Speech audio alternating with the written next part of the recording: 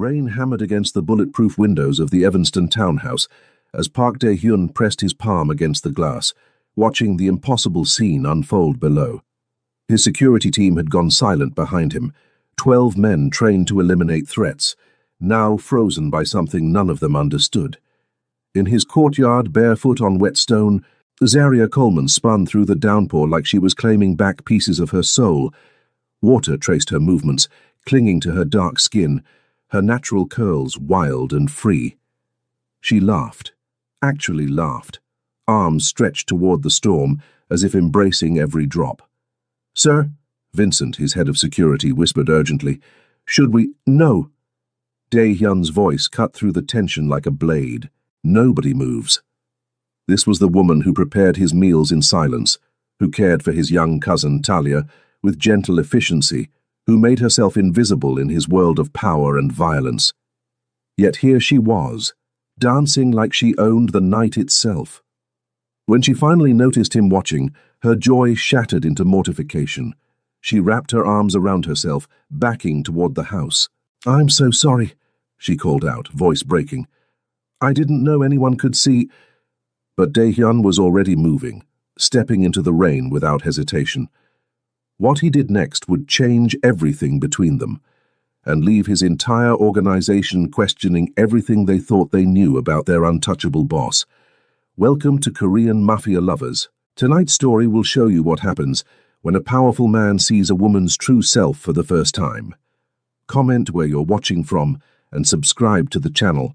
Your support helps us bring you these incredible love stories every week.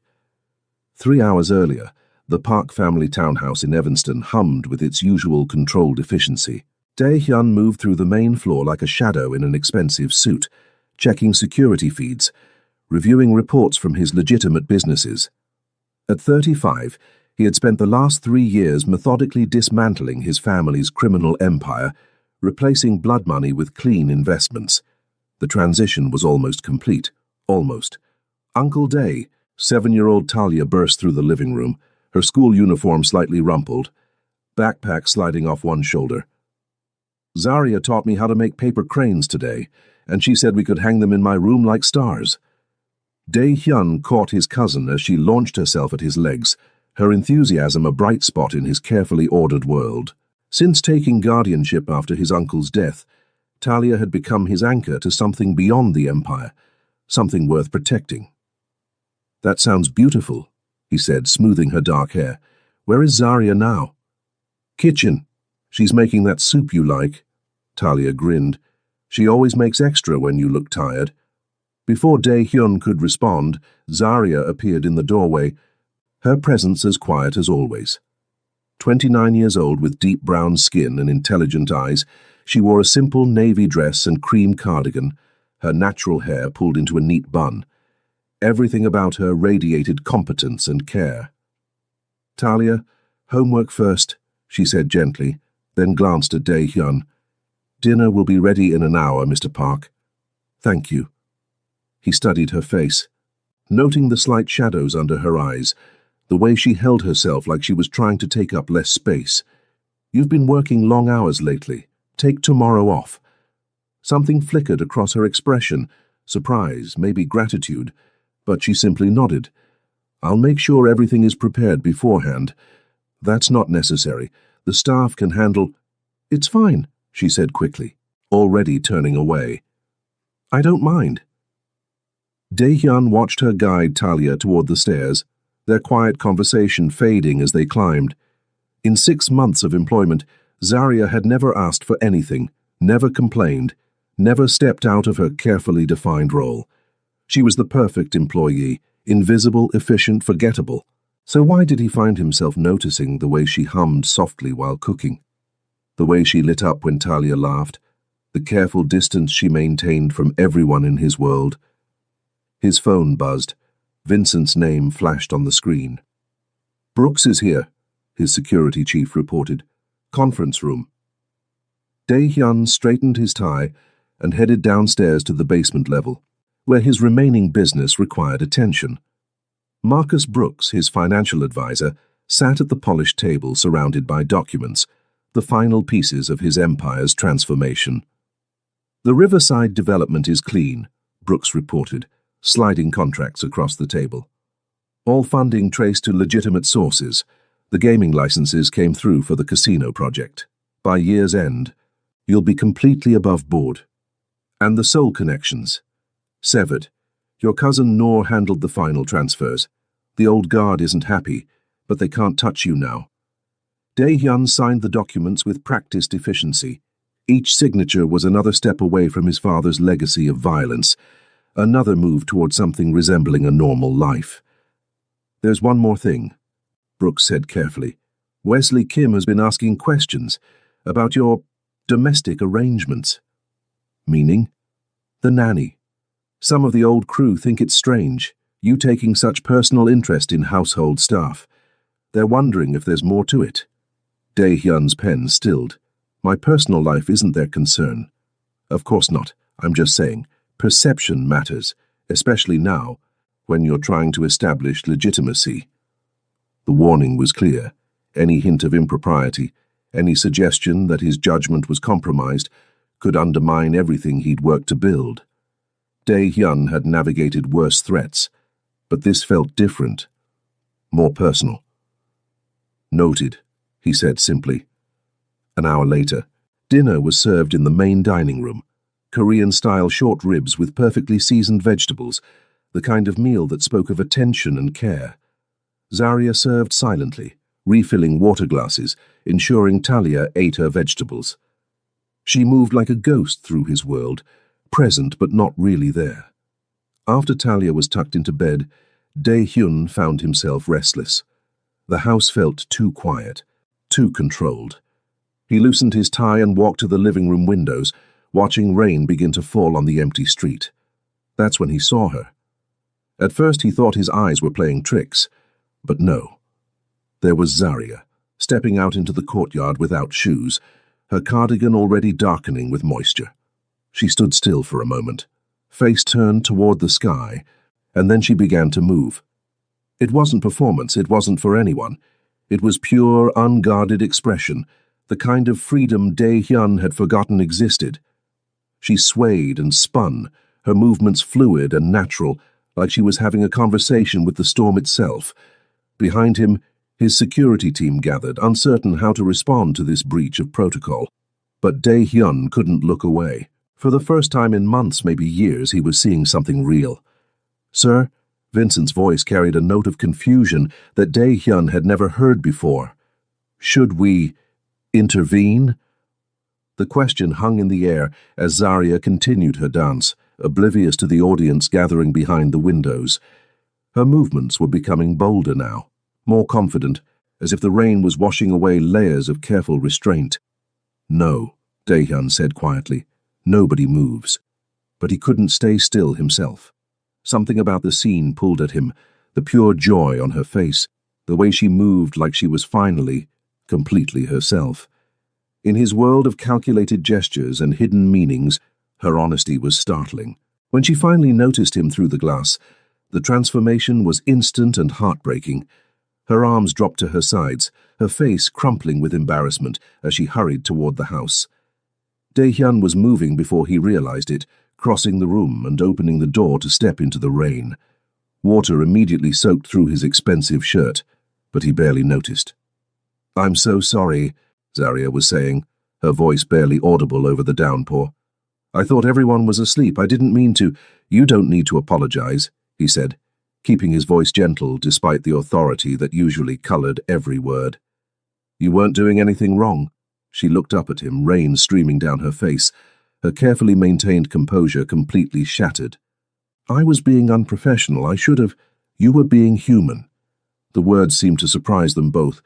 Zarya stared at him, searching his face for some sign that this was a test, a trap. But Dae-hyun had never been more sincere. "I dance when I feel invisible," she said suddenly, the admission slipping out like she couldn't hold it back. "It's the only time I remember I exist." The honesty in her voice hit him harder than any business rival's threat ever had. Here was a woman who spent her days caring for others, making herself small and unobtrusive, and the only way she could reclaim herself was in stolen moments under the cover of rain. "This is your home too," he said. "You shouldn't have to hide." She laughed, but there was no humor in it. "People say things like that, but they don't mean it, not really. I don't say things I don't mean." Something shifted in her expression, a flicker of hope quickly suppressed. "You don't know me, Mr. Park. Not really." "Then tell me." The simple invitation seemed to catch her off guard. She wrapped her arms around herself, suddenly aware of how the rain had made her dress cling to her skin, how her hair had escaped its careful styling. "I should go inside," she said. "Get dry." Dae-hyun nodded, but he didn't move. "Zaria." She paused at the door, looking back. "Tomorrow, take the day off. Really off. No meal prep, no cleaning. Just be." "I don't know how to do that anymore," she admitted quietly. "Then learn." That night, Dae-hyun couldn't sleep. He found himself thinking about the way Zaria had moved in the rain, the freedom he'd glimpsed before she remembered who she was supposed to be. In his world, everyone wore masks, himself included. But for those few minutes, she had been completely, authentically herself. The next morning, he made a series of calls. "I need additional household staff," he told his assistant. "Full-time cook, part-time cleaner, background checks, full benefits." "Is there a problem with current arrangements, sir?" "No. I'm expanding them." The second call was to his architect. "The sunroom on the second floor. I want it converted. Hardwood floors, mirrors, sound system. Professional grade." "What type of space, sir?" "Dance studio." There was a pause. "Dance studio." "You heard correctly. I want it finished by the end of the week."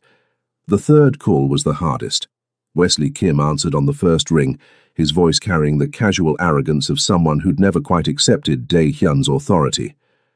"Heard you're making some interesting personnel decisions," Wesley said without preamble. "My household arrangements aren't your concern." "Everything about your image is my concern. We're at a delicate stage, Dae-hyun. The legitimate businesses are just taking hold. Any suggestion of impropriety? There is no impropriety. A young, attractive woman living in your house. People talk. Let them." Dae-hyun's voice went cold. "But if I hear that talk has reached Zaria, if she feels uncomfortable in any way because of gossip, I'll hold you personally responsible." The threat was clear.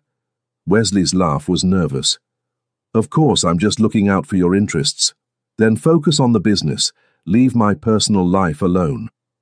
When Zaria returned from her day off, which she'd spent at the library and a small cafe, she told Talia later, she found the house subtly transformed. A new cook, Mrs. Chen, was preparing dinner. A cleaning service had been arranged for twice weekly. "Mr. Park," Zaria found him in his office, surrounded by legitimate business documents. "I don't understand. Did I do something wrong?" "The opposite."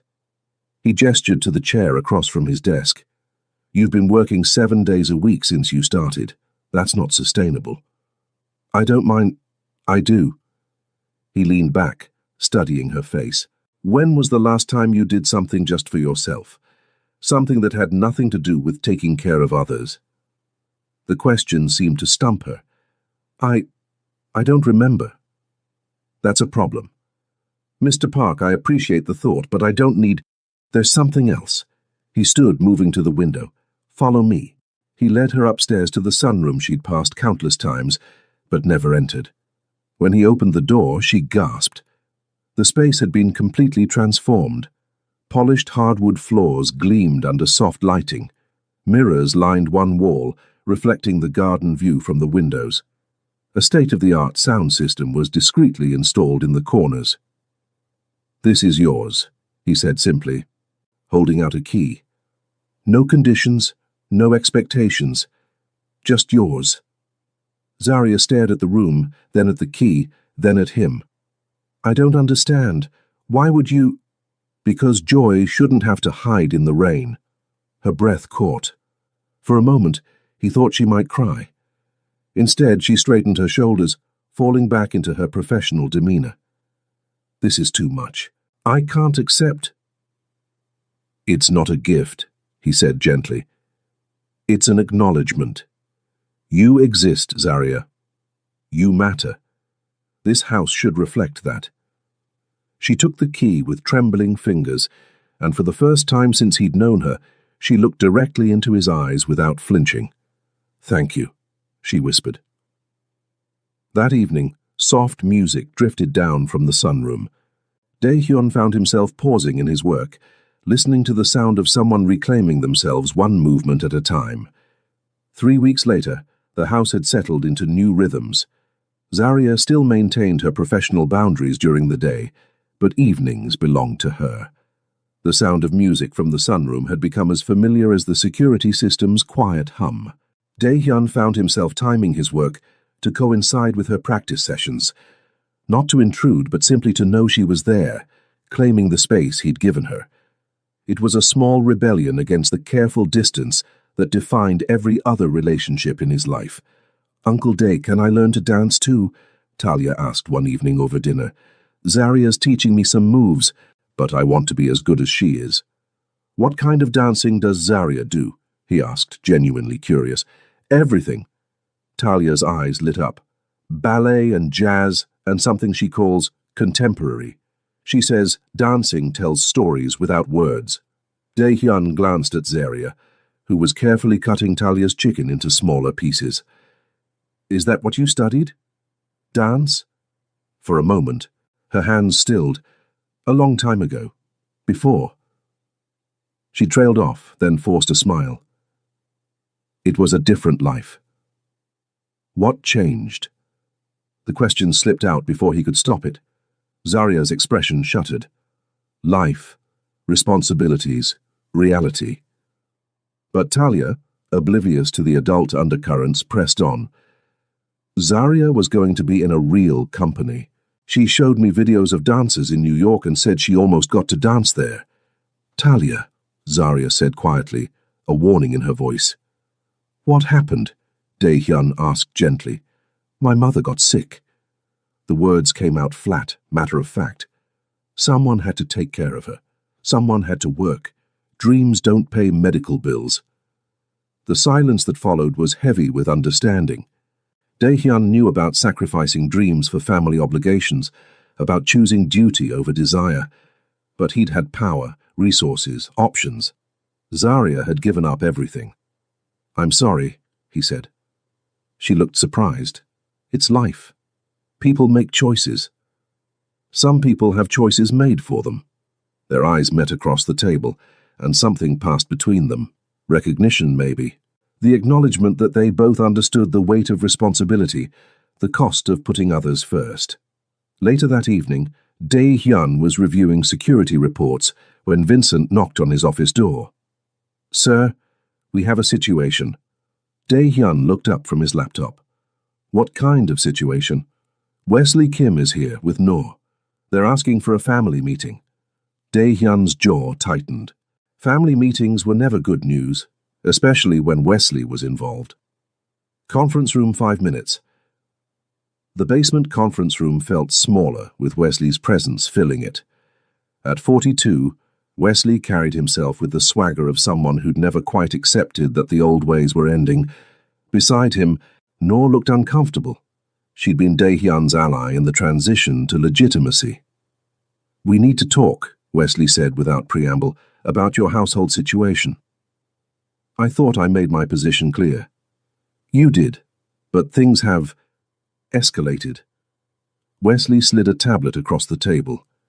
"These photos were taken last week." Dae-hyun glanced at the screen and felt his blood turn to ice.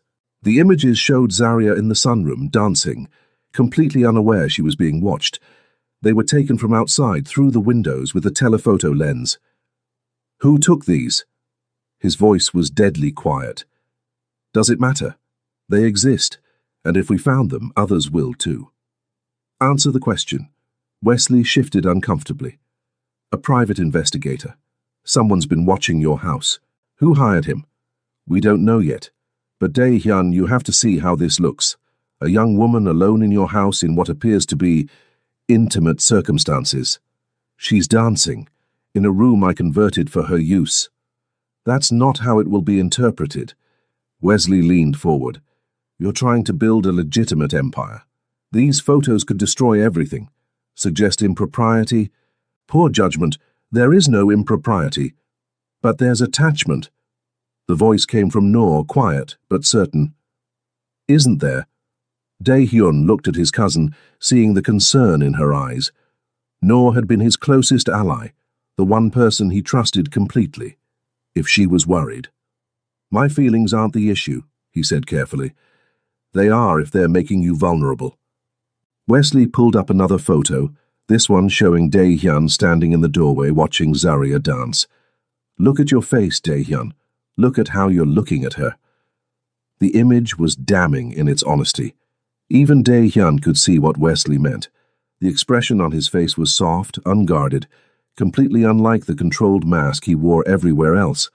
Someone's building a case, Wesley continued. Photos, timelines, witness statements. They're trying to suggest that your judgment is compromised, that you're making decisions based on personal feelings rather than business sense. What do you want me to do? Dae-hyun's voice was ice. Distance yourself professionally. Let her go, or at minimum establish clear boundaries. Show that you're still in control. And if I refuse? Wesley's smile was thin. Then you risk everything you've built. Your legitimacy, your businesses, your reputation. Is one woman worth all of that? The question hung in the air like a threat. Dae-hyun stared at the photos, seeing Zaria's joy captured and weaponized, turned into something ugly and manipulative. I need time to think. You don't have time, Wesley said. Whoever's behind this is moving fast. You need to act now before this becomes public. After they left, Dae-hyun sat alone in the conference room, staring at the photos. In them, Zaria looked free, beautiful, completely herself. The woman who'd been invisible for so long was finally visible, and now that visibility was being used against them both. Upstairs, he could hear music from the sunroom. Zaria was dancing again, unaware that her private moments had been stolen, that her joy was being used as a weapon. For the first time since beginning his transition to legitimacy, Dae-hyun wondered if some prices were too high to pay. The music stopped abruptly. Through his office window he saw a black sedan pulling away from the curb, the same model that had been in the surveillance photos. Someone was still watching, and now they knew he knew. The confrontation came at dawn.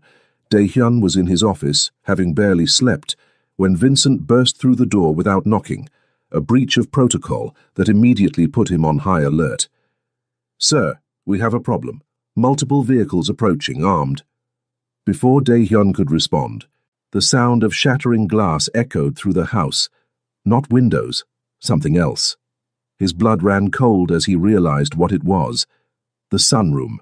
He was moving before Vincent could stop him, taking the stairs 3 at a time. The door to Zaria's studio hung open, revealing a scene of deliberate destruction. Mirrors lay in glittering fragments across the floor. The sound system had been torn from the walls. Spray paint covered the windows in crude, threatening messages. But it was the photos scattered across the destroyed hardwood that made his hands clench into fists. Dozens of them, Zaria dancing, laughing, completely unaware she was being watched. Some were circled in red marker, others had crude words scrawled across them. They were gone before we could respond, Vincent reported, slightly out of breath. Professional job, in and out in under 3 minutes. Dae-hyun knelt among the wreckage, picking up one of the photos. It showed Zaria mid-spin, her face radiant with joy. Someone had written whore across it in black marker. The rage that filled him was unlike anything he'd felt in years, not the cold calculation of business, but something primal and protective. Sir? Vincent's voice seemed to come from very far away. What are your orders? Before Dae-hyun could answer, he heard footsteps in the hallway. Zaria appeared in the doorway, still in her pajamas, her face going white as she took in the destruction. Oh my God, she whispered, her hand flying to her mouth. What happened? Dae-hyun stood quickly, moving to block her view of the photos, but she'd already seen them. Her eyes went wide with horror and humiliation. Those are pictures of me. Her voice was barely audible. Someone was watching me. Zaria, how long? She looked at him with something approaching accusation. How long have they been watching? I don't know, we just found out yesterday. Yesterday? Her voice cracked. You knew about this yesterday and didn't tell me? I was trying to protect you. By lying to me? She stepped into the room, glass crunching under her bare feet. By letting me keep dancing here while someone was taking pictures. I was handling it. Handling it. She laughed, but there was no humor in it. This is what handling it looks like? Dae-hyun reached for her, but she stepped back, wrapping her arms around herself. The gesture reminded him painfully of that first night in the rain, when she'd tried to make herself invisible. I need to pack, she said quietly. I need to leave. No. The word came out sharper than he intended. You're not going anywhere. Look around. Her composure finally cracked, tears streaming down her face. Look what being here has done. Someone violated my privacy, destroyed the one space where I felt safe, and it's because of me, because I work for you. This isn't your fault. Isn't it? She picked up one of the photos, her hands shaking. I should have known better. I should have kept my distance, stayed professional, but I let myself believe. She trailed off, shaking her head. Believe what? That I mattered, that I was more than just the help. Her laugh was bitter. God, I'm so stupid. You're not stupid, and you do matter. To who? She looked at him with eyes full of pain. To you? Because if I mattered to you, you would have told me the truth. You would have let me make my own choices instead of deciding what I could and couldn't handle. The accusation hit home because it was true. He had made decisions for her, just like everyone else in her life. Despite his good intentions, he treated her like someone who needed protection rather than someone who deserved honesty. You're right, he said quietly. I should have told you. It doesn't matter now. She turned toward the door. I'll be gone by tonight. Where will you go? That's not your concern anymore. But it was his concern. The thought of Zarya leaving, of her disappearing back into invisibility because of his world's violence, was unbearable. Stay, he said. Please, let me fix this. You can't fix this. She gestured at the destroyed room. You can't fix what this represents. I'm a black woman who works for a Korean crime boss. People will always see that as something dirty, something wrong, and maybe they're right. They're not right, aren't they? She faced him fully, her eyes blazing with hurt and anger. What is this, Dae-hyun? What are we? Because I let myself think there was something real here. But you have a whole life, a whole world that I'm not part of, and I'm just the nanny who got ideas above her station. That's not what this is. Then what is it? Tell me what this is, because I don't know anymore. The question hung between them, demanding an answer he wasn't sure he could give. Not because he didn't know. He'd known for weeks, maybe since that first night in the rain.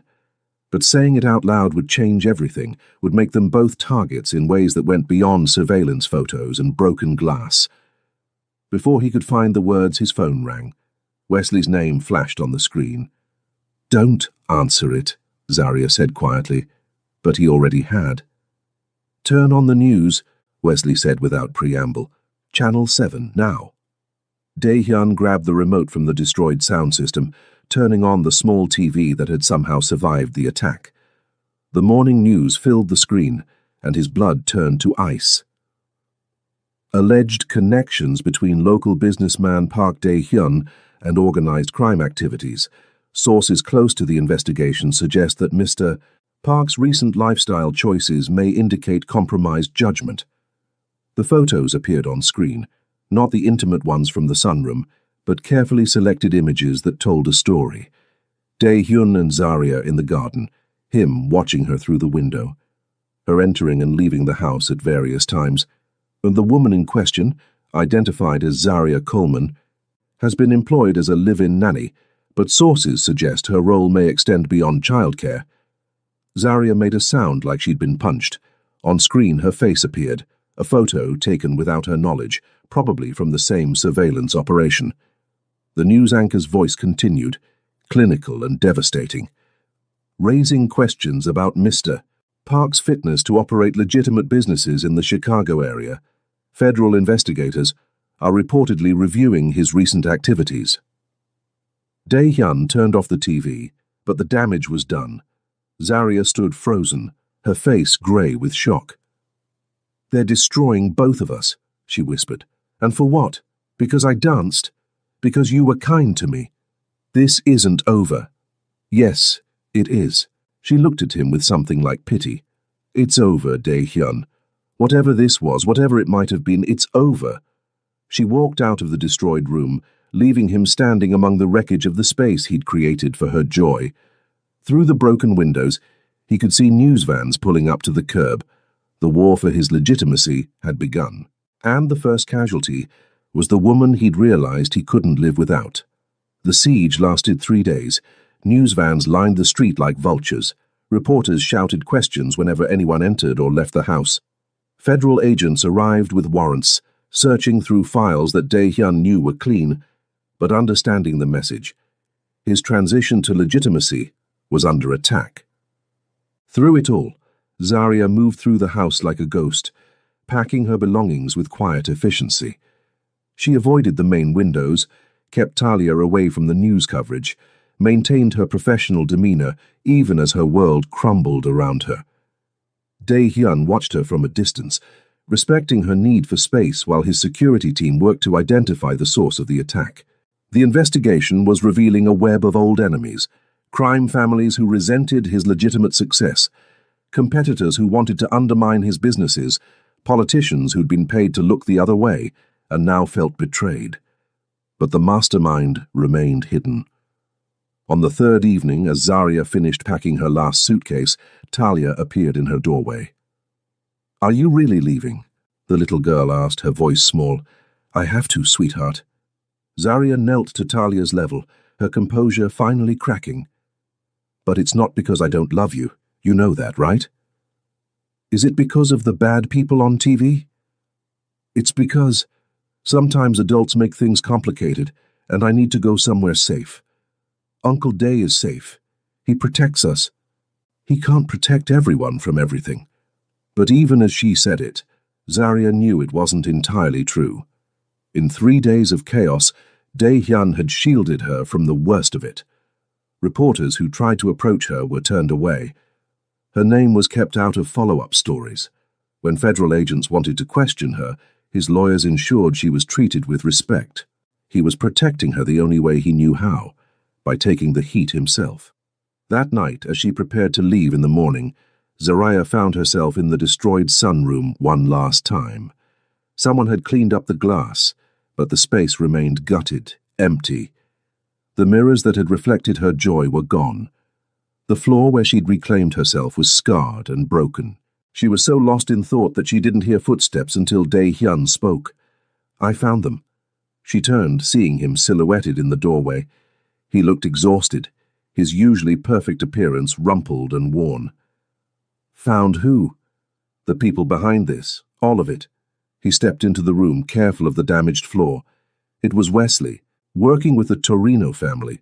They never accepted my transition. They wanted to prove I was still vulnerable, still the same man who could be controlled through violence and intimidation. "Wesley?" Zarya felt a chill run through her. "Your own family?" "Greed makes people do ugly things. He thought if he could discredit me, force me back into the old ways, he'd have more power." Dae-hyun's voice was flat, emotionless. He hired the surveillance, orchestrated the break-in, fed information to the media. What happens now? Now he faces the consequences. The federal investigation will find evidence of his real crimes, the ones he committed trying to frame me. The Torinos will discover that their new ally has been feeding information to law enforcement for months. Zarya shuddered. She didn't need him to spell out what that meant in his world. "And us?" The question slipped out before she could stop it. "There is no us." His words were quiet, but final. "There can't be. Not if you want a normal life." "What if I don't want a normal life?" The question surprised them both. Dae-hyun looked at her sharply, searching her face. "For you don't know what you're saying, don't I?" She stepped closer, her heart pounding. "For 29 years I've played it safe. I've been responsible, practical, invisible. I gave up my dreams to take care of my mother. I took jobs that paid the bills instead of following my passion. I made myself small so other people would be comfortable.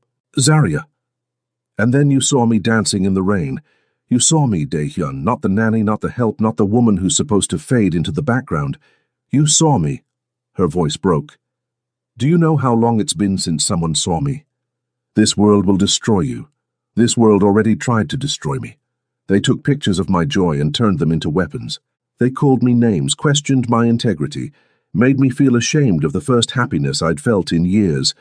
She took another step closer. But I'm still here. I'm still standing. You're leaving tomorrow. Because you're letting me go. Because you've decided what's best for me, just like everyone else in my life. Her eyes blazed with sudden anger. I'm tired of other people making my choices. I'm tired of being protected from my own life.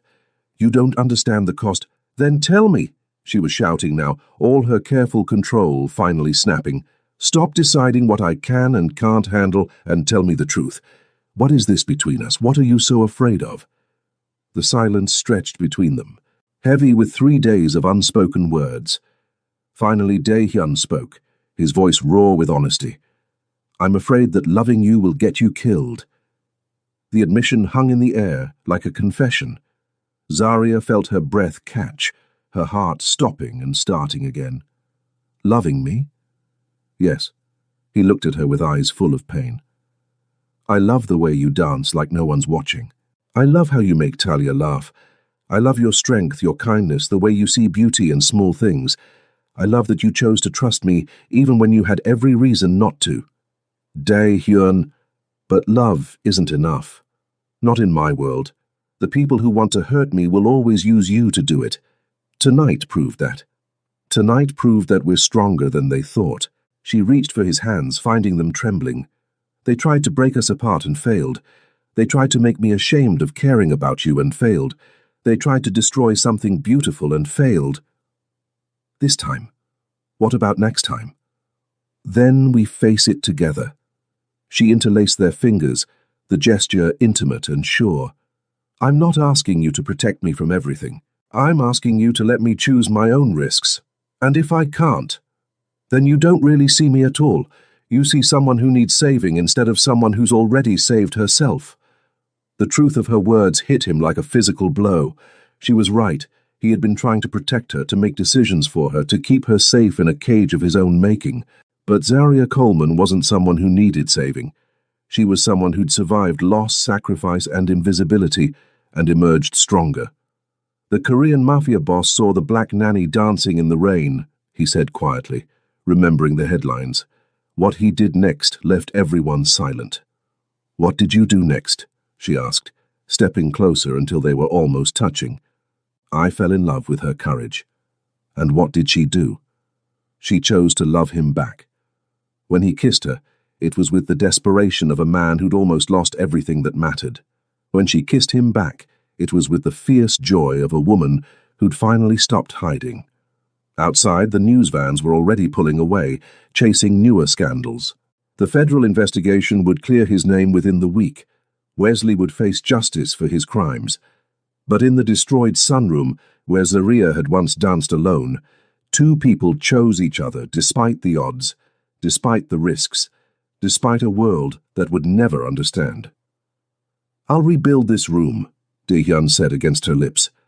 We'll rebuild it, she corrected. Together. And for the first time in years, the future felt like a dance worth learning. Years later, the sunroom had been transformed again, not just rebuilt, but expanded. Floor-to-ceiling windows overlooked a garden where Talia, now 13, practiced ballet alongside younger students. The Zarya Coleman Dance Academy occupied the entire second floor of what had once been just a family home.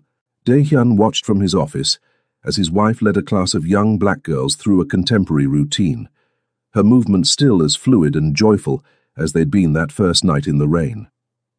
The ring on her finger caught the afternoon light as she demonstrated a turn, her laughter mixing with her students' voices. Mr. Park, his assistant Brooks appeared in the doorway. The community center dedication is in an hour. Thank you. Daehyun straightened his tie, checking his reflection in the window. At 40, he looked more relaxed than he had in his younger years, the hard edges softened by genuine happiness. The Park Foundation's newest project was a performing arts center in Zaria's old neighborhood, offering free classes to children who might otherwise never have access to dance, music, or theater. It was funded entirely by his legitimate businesses, real estate, technology investments, the casino that had become Chicago's most successful entertainment destination. The criminal empire was a memory now, replaced by something better, a legacy built on creation rather than destruction. Ready, Zaria appeared beside him, having changed into an elegant navy dress that complemented his charcoal suit. Her hair was styled in natural curls that framed her face, and she wore the confident smile of a woman who'd never forgotten how to dance. Always, when I'm with you. They walked downstairs together, where Talia waited with their security detail. Smaller now, more discreet, but still necessary. Some threats never completely disappeared. "Can I give the first speech?" Talia asked, bouncing slightly with excitement. "I've been practicing." "It's your aunt's day," Dae-hyun said gently. "But you can introduce her." "Aunt Zaria's speeches are better anyway," Talia grinned. "She actually makes people cry happy tears." In the car, Zaria reached for Dae-hyun's hand, their fingers interlacing with the easy intimacy of a couple who'd chosen each other every day for years. "Nervous?" he asked. "Excited," she corrected. "Do you remember what you told me that first night? That joy shouldn't have to hide?" "I remember. Today we're making sure it never has to." The community center was packed with families, local officials, and reporters, but these were friendly faces now, documenting success rather than scandal. When Zaria took the stage, her voice carried clearly through the crowd. "Dance saved my life," she began, "not just as an art form, but as a reminder that I existed, that I mattered, that I had something beautiful to offer the world. Today we're giving that gift to the next generation." Dae-hyun watched from the side of the stage, remembering the woman who danced alone in the rain, thinking no one could see her. Now she stood before hundreds of people, completely visible, completely herself. After the ceremony, as they walked through the new studios filled with children already claiming the space as their own, Zaria squeezed his hand. "Thank you," she said quietly. "For what? For seeing me, for choosing me, for building a world where dancing in the rain isn't something to hide. Thank you for teaching me that some things are worth any risk." As they left the community center, rain began to fall, a gentle spring shower that sent most people hurrying for cover.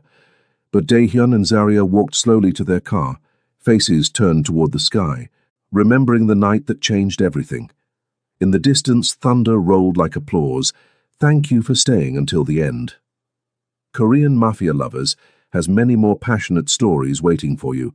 Subscribe to the channel and hit the notification bell. Your support helps us create these incredible love stories that celebrate the beauty of unexpected connections.